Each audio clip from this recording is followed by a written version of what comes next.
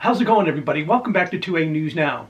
And here at 2A News Now, you get your Second Amendment news straightforward and to the point with no BS added in. The ATF in February raided an Indiana man's home and seized 650 firearms and ammunition, and they still haven't charged this man with any crimes and won't return his firearms and ammunition. For a third time, federal authorities are seeking more time to determine what actions might follow the seizure 10 months ago of hundreds of guns from a Delaware County family's property. Agents from the ATF on February 22nd raided the property of Stephen Brand, president of the Muncie Sanitary District Board. His home was just south of Muncie, Indiana.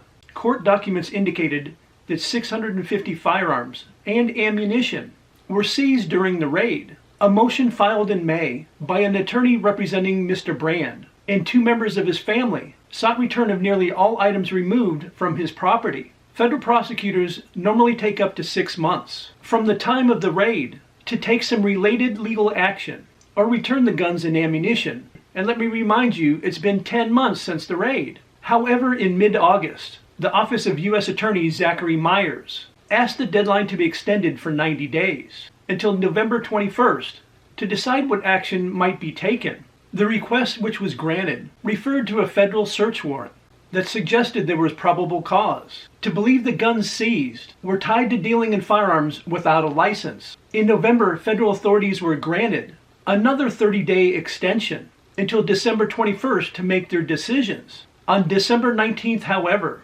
a request was made for yet another extension until January 20th before a complaint or indictment is filed or the matter otherwise resolved. The United States is still gathering information about this matter to determine the appropriate course of action. According to the latest motion, the United States and counsel for the claimants are negotiating and believe this matter can be resolved without filing of a civil complaint.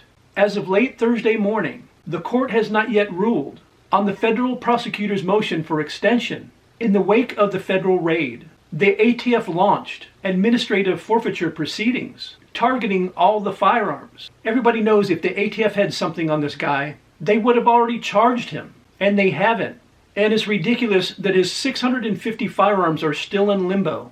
And I've read numerous reports about the ATF seizing firearms and keeping them for an extended period of time, like a year or 2 years or even more. And when they finally agree to return them to the owner, some are just completely missing. Some are missing parts or they're damaged because they just sit there for all that time, not properly being taken care of like they should be.